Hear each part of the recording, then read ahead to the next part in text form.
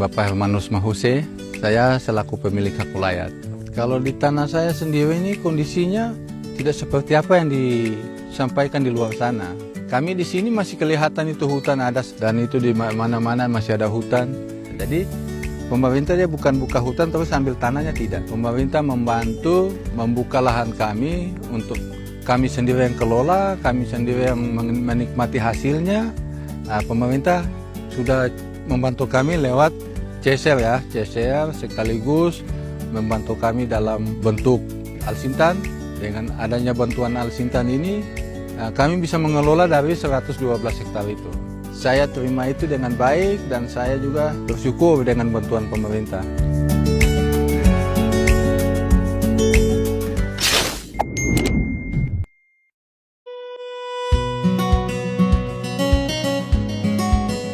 Dengan Rufinus Gepse. Di sini lahan tidur dulu. Akhirnya kita minta ke pemerintah buat bantu kita olah. Ini kemarin panen berhasil semua. 1 hektar itu bisa 50.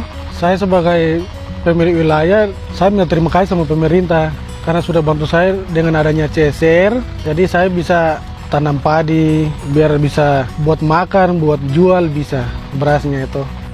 Yang sempat kami olah kemarin itu 40 hektar sudah diolah dan sekarang kami sudah panen. Hasilnya 70 sak dari kami BPS Janim yang sudah diterima cetak sawah rakyat 2025 dan bantuan Alsintan berupa John Deere, rotavator.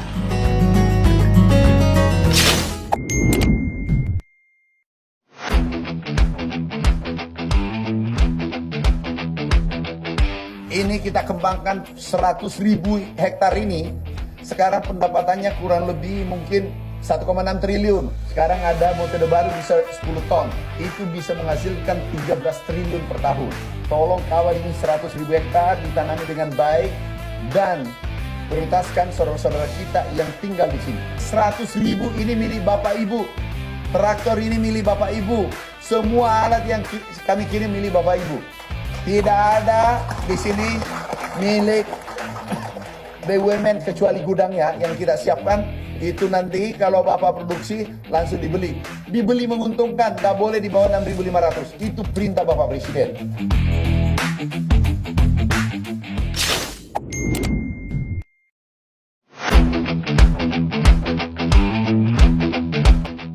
Nama Bapak Willy Brodus, biasa panggil Bapak Willy. Gepse. Bapak di sini sebagai hak wilayah. Mungkin dengan dampaknya ini sawah kalau sampai ya mudah-mudahan kalau jadi sukses masyarakat saya juga bisa ada peningkatan masalah ekonomi ke depan. Kalau bisa dia tumbuh macam padi ya. Itu kita bersyukur kalau besok kita berhasil. Ya nikmatkan kita sendiri dari jangkur sampai dapat traktor. Sekarang sudah punya kabota, alat nanam sudah ada. Tapi untuk perubahan ke depan, untuk kita membangun tidak mungkin kita tinggal begini. Mari kita bangkit berdiri bersama-sama membangun. Caranya bagaimana kita bangkit.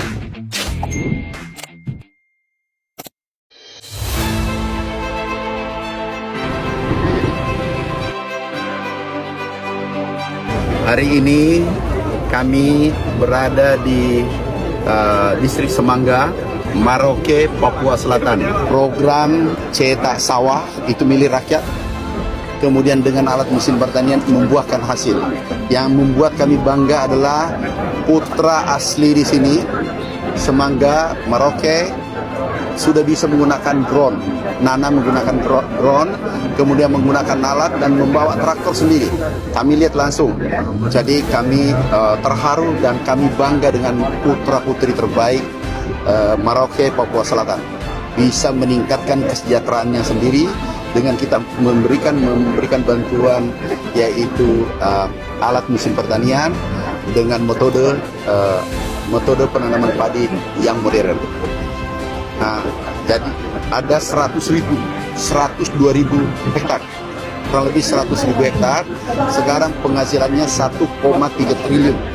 Potensi ke depan kalau ini karena ini baru mengolah lagi, baru cetak sawah lagi, itu potensinya bisa 13 triliun pendapatan ke depan.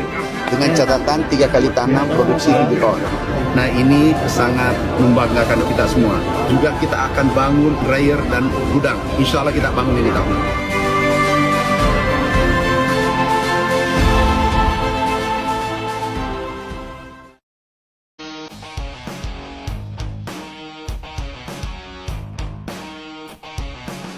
kita tetap konsisten mengerjakan kegiatan kita itu sesuai aturan.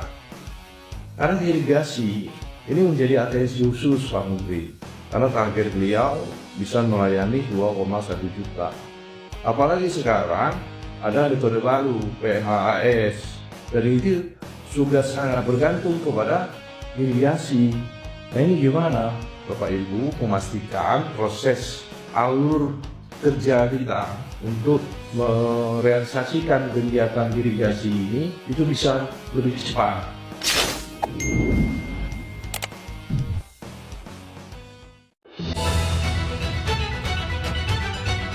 Menjawab laporan kekeringan oleh Kompas.com. Tim Ditjenlit gerak cepat turun ke lapangan. Ini para petaninya di sini hanya bisa mengandalkan sumur dalam karena daerah sini daerah tak ada hujan dan nggak ada saluran irigasi. Kami benar kekeringan karena sumber mata air, sumur bor udah kering di desa kami. Alhamdulillah dari pemerintah BLIP sigap turun ke lokasi di desa kami. Belum 24 jam, sekarang udah ada tindakan langsung menurunkan geolistrik untuk mencari sumber mata air untuk membuat sumur bor baru. Harapan kami dengan sumur baru ini bisa mengatasi kekeringan biar panen kami bisa maksimal.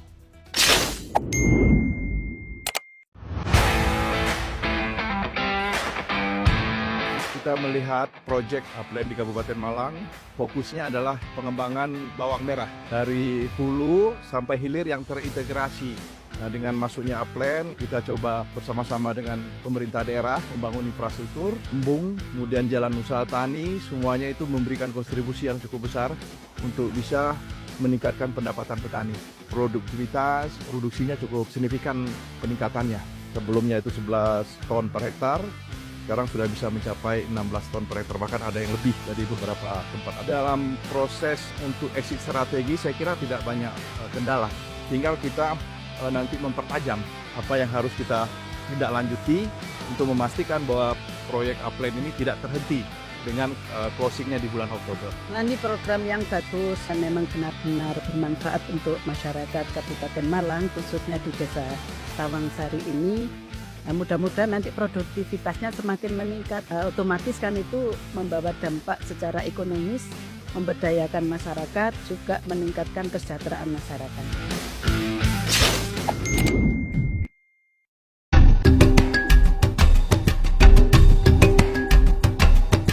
Perkenalkan, nama saya Talita Fadan. Saya selaku Ketua Gapotang. Di sini saya menyambut cetak sawah rakyat dengan baik. Saya jamin 100% bahwa di sini tidak ada penolakan. Karena dengan adanya sawah rakyat, kami bisa setiap hari mengkonsumsi nasi.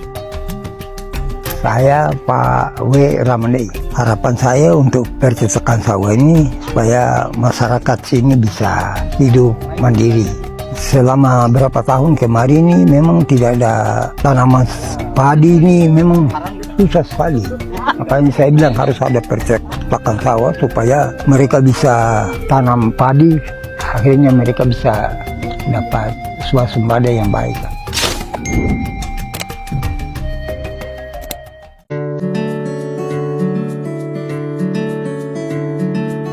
Ketika kami sudah hidup berbaur, hidup sama-sama dengan suku Jawa di sini sebagai saudara, sebagai keluarga, ya kami diajari. Kerja sawah ini kami libatkan mereka yang jadi guru buat kami, mendidik kami. Menurut saya pribadi ya, saya yang punya hak wilayah ini dan saya selaku kepala suku, saya tidak pernah dipaksa oleh pemerintah, itu yang saya rasakan. Dan saya tidak pernah merasa bahwa tanah saya dirampok, gitu. Karena saya sendiri yang izinkan. Dengan satu harapan saya ingin jadi seperti suku Jawa, mereka bisa nanam padi. Dan sebelum tempat saya ini diolah, kita sudah duduk koordinasi dengan pihak pemerintah.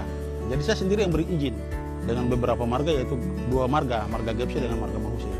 Untuk lahan tidur ini kami ini diolah kembali, supaya bisa bermanfaat bagi kami sendiri.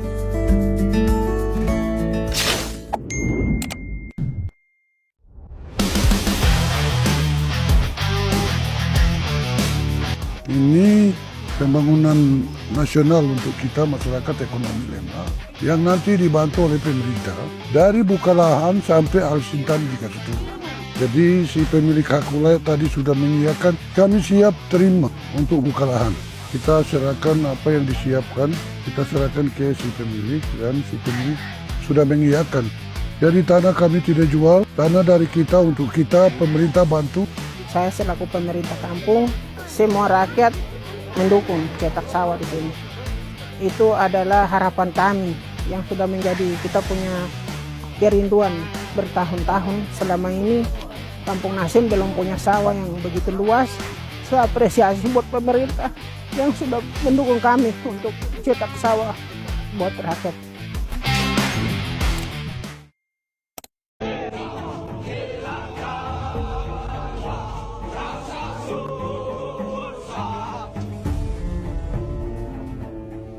Ribu alat berat didatangkan dari Cina ke Papua oleh perusahaan bernama John Lin Group sebagai kontraktor pemerintah. Ini disebut sebagai pesanan eskavator terbesar di dunia dengan nilai 4 triliun rupiah. Misinya membuka hutan dan rawa milik orang Marin, salah satunya untuk membangun jalan sepanjang 135 km. Sementara di kiri kanannya akan dicetak sawah yang ditargetkan seluas 1,3 juta hektar. Jalan berupa garis lurus ini bukan rute tradisional ekonomi masyarakat. Mama Papua ketika melahirkan anak, anaknya ditembak oleh tentara kawan-kawan. Anaknya dipukul dan dibunuh oleh polisi kawan-kawan.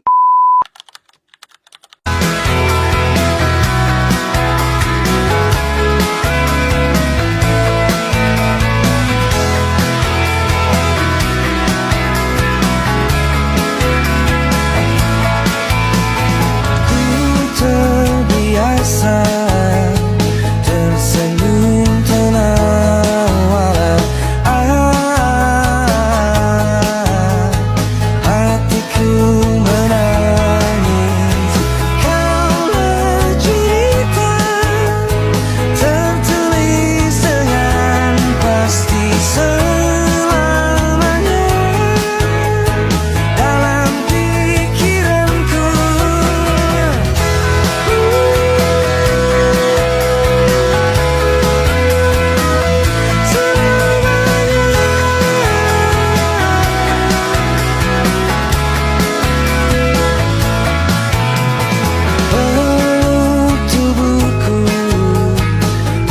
Sejenak dan biarkan kita memudar dengan pasti.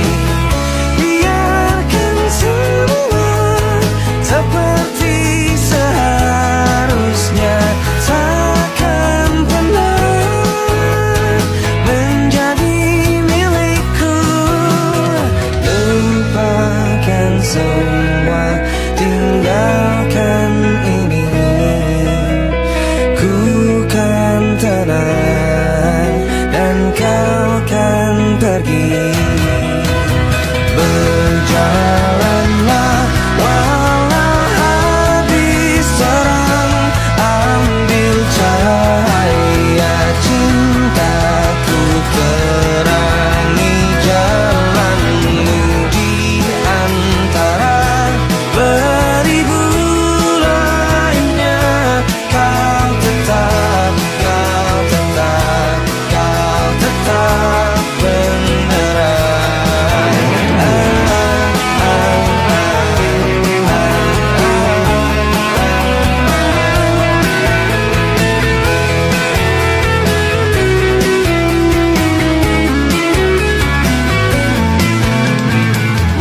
lupakan semua, tinggalkan ini, ku kan tenang dan kau kan pergi. Berjalanlah. Gara-gara ucapan Presiden Prabowo Subianto yang meminta pengkritik harga beras untuk menanam padi sendiri, media sosial langsung gaduh. Banyak yang menilai pernyataan itu tidak pro rakyat. Tapi, benarkah sesederhana itu?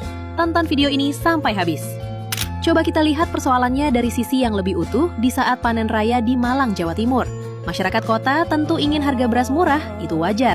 Di sisi lain, petani juga ingin hasil panennya dihargai lebih baik agar bisa hidup lebih sejahtera. Itu juga wajar. Masalahnya, kita sering lupa bahwa beras murah bagi konsumen bisa berarti pendapatan yang lebih kecil bagi petani jika produktivitas dan efisiensi belum meningkat. Bukankah petani juga berhak memperoleh keuntungan yang layak dari hasil kerja kerasnya? Disinilah sindiran Presiden menjadi menarik.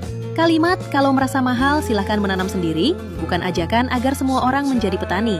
Kalimat itu bisa dipahami sebagai pengingat bahwa menghasilkan 1 kilogram beras bukan pekerjaan yang mudah. Petani harus membeli pupuk, benih, membayar tenaga kerja, menghadapi serangan hama, cuaca yang tidak menentu, bahkan risiko gagal panen. Karena itu, ketika kita hanya melihat harga beras di rak toko, kita sering lupa panjangnya perjuangan di balik setiap butir beras yang kita makan. Yang menarik, keberpihakan kepada petani juga terlihat dari berbagai kebijakan pemerintah. Nilai tukar petani tercatat mencapai sekitar 127, serta pertumbuhan sektor pertanian sebesar 5,74%. Salah satu level tertinggi dalam beberapa dekade. Pemerintah juga menurunkan harga-harga pupuk subsidi sebesar 20% dan menyederhanakan distribusinya agar lebih mudah diperoleh petani. Produksi beras nasional meningkat, stok cadangan beras pemerintah bertambah, dan target menuju swasembada pangan terus didorong melalui peningkatan produksi dalam negeri. Artinya, fokus pemerintah bukan hanya menjaga stok pangan, tetapi juga berusaha memperbaiki kesejahteraan para petaninya. Yang perlu dipahami, menjaga keseimbangan bukan perkara mudah. Kalau harga terlalu rendah, petani rugi. Kalau harga terlalu tinggi, masyarakat terbebani. Karena itu, tantangan pemerintah adalah mencari titik tengah. Petani tetap untung, sementara masyarakat tetap mampu membeli pangan dengan harga yang terjangkau. Kalau profesi petani terus identik dengan kemiskinan, siapa yang mau menggantikan mereka? Generasi muda akan meninggalkan sawah, lahan pertanian terus menyusut, dan pada akhirnya Indonesia semakin bergantung pada impor pangan. Itulah sebabnya meningkatkan kesejahteraan petani bukan hanya soal membantu satu kelompok profesi, tetapi juga soal menjaga ketahanan dan kedaulatan pangan Indonesia. Kalau menurut kalian, bagaimana seharusnya pemerintah menyeimbangkan kepentingan petani dan konsumen? Tulis pendapat kalian di kolom komentar dan jangan lupa share video ini ke teman dan keluarga kalian.